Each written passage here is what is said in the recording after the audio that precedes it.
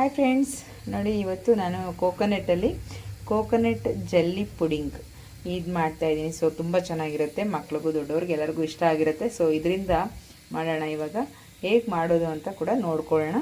ಅದು ಫಾಸ್ಟಾಗೂ ಆಗುತ್ತೆ, ಹಾಗೆ ಸ್ವಲ್ಪ ಟೈಮ್ ಕೂಡ ಬೇಕಾಗುತ್ತೆ. ಸೊ ಮಾಡೋದು ಹೇಗೆ ಅಂತ ನೋಡ್ಕೊಳ್ಳೋಣ. ಈಗ ನೋಡಿ, ಇದನ್ನು ಓಪನ್ ಮಾಡಿದ್ದೀನಿ. ಇವಾಗ ಇದಕ್ಕೆ ಸೋಸ್ಕೊಳ್ಳೋಣ. ಸೊ ಇದನ್ನು ನಾವೊಂದು ಸ್ಟ್ರೈನರಿಂದ ಸೋಸ್ಕೊಂಡ್ರೆ ಅದರಲ್ಲಿ ಏನಾದರೂ ಕಸ ಇದ್ದರೆ ನೀಟಾಗಿ ಬಂದುಬಿಡುತ್ತೆ. ನಾನು ಲಾಸ್ಟ್ ಟೈಮ್ ಇದೇ ಕೋಕೋನಟ್ಟಲ್ಲಿ ಇದೇ ರೀತಿ ಮಾಡಿದ್ದೆ. ಸೊ ಅದೇ ಬೇರೆ ರೆಸಿಪಿ. ಸೊ ಇದೇ ಬೇರೆ ರೆಸಿಪಿ.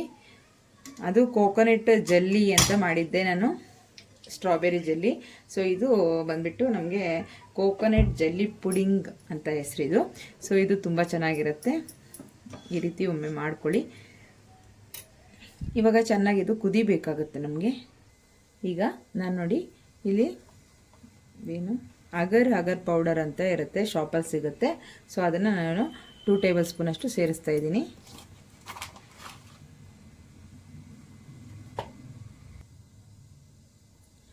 ಟೂ ಟೇಬಲ್ ಸ್ಪೂನ್ ಇದು. ಹಾಗೆ ಒಂದು 2 ಟೇಬಲ್ ಸ್ಪೂನು ಶುಗರ್ ಸೇರಿಸ್ಕೊಳ್ಳಿ. ಚೆನ್ನಾಗಿ ಮಿಕ್ಸ್ ಮಾಡ್ಕೊಳ್ಳಿ.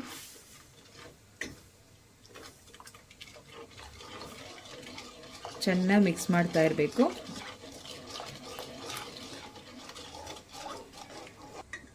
ಚೆನ್ನಾಗಿ ಮಿಕ್ಸ್ ಆಗಬೇಕು. ಹಾಗೆ ಚೆನ್ನಾಗಿ ಕುದಿ ಬರಬೇಕು. ಒಂದು 5 ರಿಂದ 10 ನಿಮಿಷ ಚೆನ್ನಾಗಿ ಕುದಿಸ್ಕೊಳ್ಳಿ. ಮಿಕ್ಸ್ ಮಾಡ್ತಾ ಇರಿ. ಸ್ಟವ್ನ ಮೀಡಿಯಮ್ ಟು ಹೈ ಫ್ಲೇಮ್ ಬೇಡ, ಜಾಸ್ತಿ ಲೋ ಟು ಮೀಡಿಯಮ್ ಫ್ಲೇಮೇ ಇಟ್ಕೊಳ್ಳಿ. ನೋಡಿ ಈ ರೀತಿ ಚೆನ್ನಾಗಿ ಕುದಿ ಬರಬೇಕು. ನೋಡಿ ಈ ಥರ. ಸೊ ನಾವೀಗ ಸ್ಟವ್ನ ಆಫ್ ಮಾಡ್ಕೊಳ್ಳೋಣ.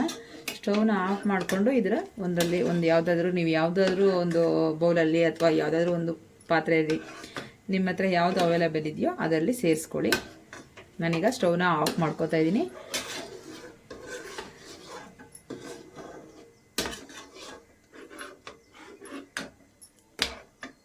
ನೋಡಿ ನಾನೀಗ ಪ್ಲೇಟ್ ತೊಗೊಂಡಿದ್ದೀನಿ. ಸೊ ನನಗೆ ಈ ಥರ ಪ್ಲೇಟಲ್ಲೇ ಹಾಕ್ಕೊಳ್ಳೋಣ ಅಂದ್ಕೊಂಡಿದ್ದೀನಿ. ಸೊ ಈ ಪ್ಲೇಟ್ಗೆ ನಾನಿವಾಗ ಸೇರಿಸ್ತಾ ಇದ್ದೀನಿ. ಎಲ್ಲದನ್ನು ಇವಾಗ ಈ ಥರ ನೀಟಾಗಿ ಸೇರಿಸಿದ್ದೀನಿ. ಒಂದು ಹಾಫ್ ಆನ್ ಅವರು ಫ್ಯಾನ್ ಕೆಳಗಡೆ ಆಗಲಿ, ಇಲ್ಲ ಹಾಗೆ ನೀವು ರೂಮ್ ಟೆಂಪ್ರೇಚರಲ್ಲಿ ಇಟ್ಟರು ಪರವಾಗಿಲ್ಲ. ಸೊ ಹಾಗೇ ಬಿಟ್ಟರೆ ಸಾಕು, ಅದು ಸ್ವಲ್ಪ ಗಟ್ಟಿ ಆಗುತ್ತೆ. ಸೊ ನಾವೀಗ ಇದಕ್ಕೆ ನೋಡಿ, ನಾವು ಎಳ್ಳೀರನ್ನ ನೀರು ಮಾತ್ರ ಯೂಸ್ ಮಾಡಿದ್ದೀವಲ್ಲ, ಅದರೊಳಗಡೆ ಗಂಜಿ ಇರುತ್ತಲ್ವ. ಸೊ ಅದನ್ನು ಕೂಡ ನೀವು ವೇಸ್ಟ್ ಮಾಡಬೇಡಿ. ಇದರಲ್ಲಿ ಸೇರಿಸ್ಕೊಳ್ಳಿ ಈ ಥರ.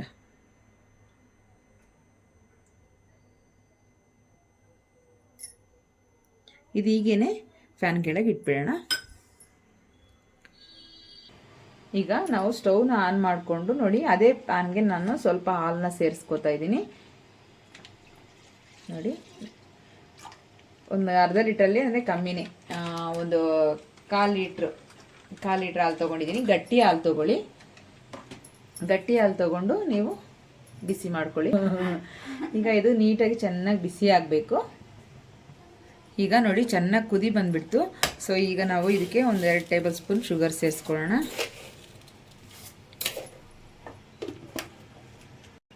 ಈಗ ಚೆನ್ನಾಗಿ ಮಿಕ್ಸ್ ಮಾಡ್ಕೊಳ್ಳೋಣ.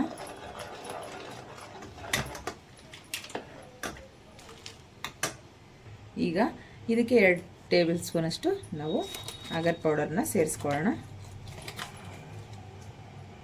ಈಗ ಚೆನ್ನಾಗಿ ಮಿಕ್ಸ್ ಮಾಡ್ಕೊಳ್ಳೋಣ. ಇವಾಗ ಸ್ವಲ್ಪ ಲೋ ಫ್ಲೇಮ್ ಇಟ್ಕೊಳ್ಳಿ ಹಾಲು ಉಕ್ಕೋ ಟೈಮಲ್ಲಿ, ಇಲ್ಲಾಂದರೆ ಮತ್ತೆ ನಮ್ಗೆ ಏನಾಗ್ಬಿಡತ್ತೆ ಅಂದರೆ ಹಾಲು ಫುಲ್ ಉಕ್ಕೋಗ್ಬಿಡುತ್ತೆ. ಈಗ ನೀಟಾಗಿ ನೋಡಿ ಈ ಥರ ಮಿಕ್ಸ್ ಮಾಡ್ಕೊಳ್ಳಿ. ಸೊ ಹಾಲು ತಣ್ಣಗಿದ್ದಾಗಲೇ ನೀವು ಅಗರ್ ಪೌಡರ್ನ ಶುಗರ್ನ ಸೇರಿಸ್ಕೊಳ್ಳಿ. ನಾನು ಸ್ವಲ್ಪ ಹಾಲು, ಆದರೆ ನಾವು ಬೆಳಗ್ಗೆ ಕಾಯಿಸಿರೋ ಹಾಲಾದರೆ ಕಾಯಿಸಿರೋ ಹಾಲನ್ನ ಹಾಗೆ ಇಟ್ಬಿಟ್ಟು ಅದರಲ್ಲಿ ಹಾಕ್ಕೋಬೋದು. ಸೊ ನಾನು ಈಗಷ್ಟೇ ತೊಗೊಂಡು ಬಂದೆ, ಅದು ಐಸ್ ಥರ ಇತ್ತು, ಹಾಗಾಗಿ ಬಿಸಿಗಿಟ್ಟೆ. ಸೊ ಅದರಲ್ಲಿ ನಾನು ಹಾಕಿದ್ದು. ಸೊ ಹಾಗಾಗಿ ನೀವು ತಣ್ಣಗಿರುವಾಗಲೇ ಅದರಲ್ಲಿ ಅಗರ್ ಪೌಡರ್ ಹಾಗೆ ನಾವು ಶುಗರ್ನ ಸೇರಿಸಿ ಚೆನ್ನಾಗಿ ಮಿಕ್ಸ್ ಮಾಡ್ಕೊಳ್ಳಿ.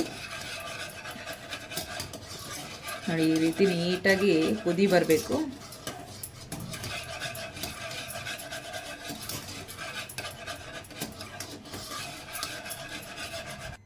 ಈಗ ಒಂದು 5 ನಿಮಿಷ ನಾವು ಸ್ಟವ್ ಆಫ್ ಮಾಡ್ಕೊಂಡು ಒಂದು 5 ನಿಮಿಷ ಬಿಟ್ಬಿಡಬೇಕು. ಆಮೇಲೆ ನಾವು ಇದನ್ನು ಸೇರಿಸ್ಕೋಬೇಕು.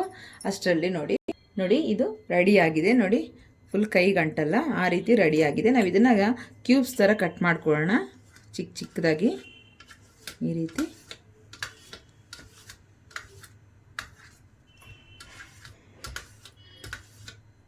ಈ ರೀತಿ ಎಲ್ಲದನ್ನು ಈ ಥರ ಕಟ್ ಮಾಡಿಕೊಂಡು ನೋಡಿ ಈ ರೀತಿ ಕ್ಯೂಬ್ಸ್ ಮಾಡ್ಕೋಬೇಕು.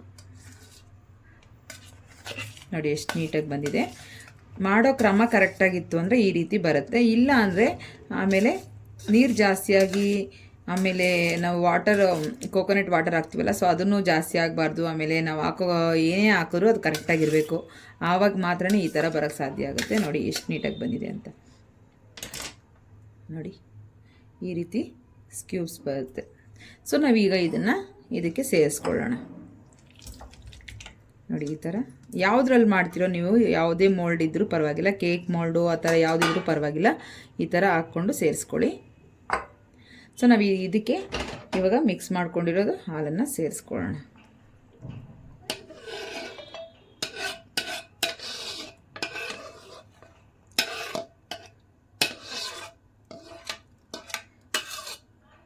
ಈ ರೀತಿ ಎಲ್ಲ ಸೇರಿಸ್ಕೊಂಡು ನಿಧಾನಕ್ಕೆ ಒಂದ್ಸರಿ ಕೆಳಗಡೆ ಸ್ವಲ್ಪ ಪೊಸಿಷನ್ ಇದು ಮಾಡಿ.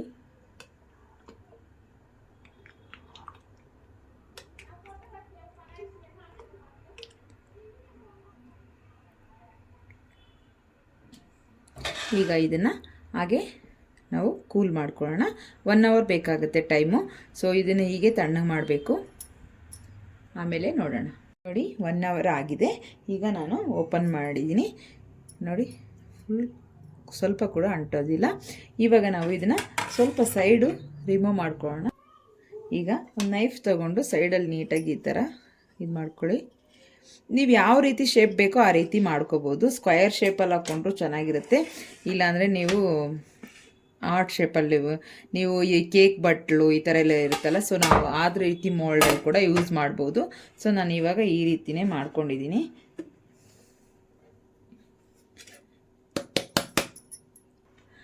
ಈಗ ತೆಕ್ಕೊಳ್ಳೋಣ. ನೋಡಿ ಯಾವ ರೀತಿ ಆಗಿದೆ ಅಂತ. ಇದು ನಮಗೆ ಕೋಕೋನಟ್ ಜೆಲ್ಲಿ ಪುಡಿಂಗ್. ನೋಡಿ ಇವಾಗ ಕಟ್ ಮಾಡ್ಕೊಳ್ಳೋಣ, ಹೇಗಿದೆ ಅಂತ ನೋಡೋಣ. ನೋಡಿ ಇವಾಗ ನಾವು ಒಂದು ಏನಂದರೆ ಇದು ಸುಮ್ಮನೆ ಕಲರ್ಫುಲ್ಲಾಗಿರಲಿ ಅಂತ ಅಷ್ಟೇ ಅದು ಇಟ್ಟಿರೋದು. ಸೊ ನಾವೀಗ ಕಟ್ ಮಾಡ್ಕೊಳ್ಳೋಣ. ಯಾವ ಶೇಪಲ್ಲಿ ಬೇಕೋ ನಿಮ್ಗೆ ಆ ಶೇಪಲ್ಲಿ ಕಟ್ ಮಾಡ್ಕೊಳ್ಳಿ.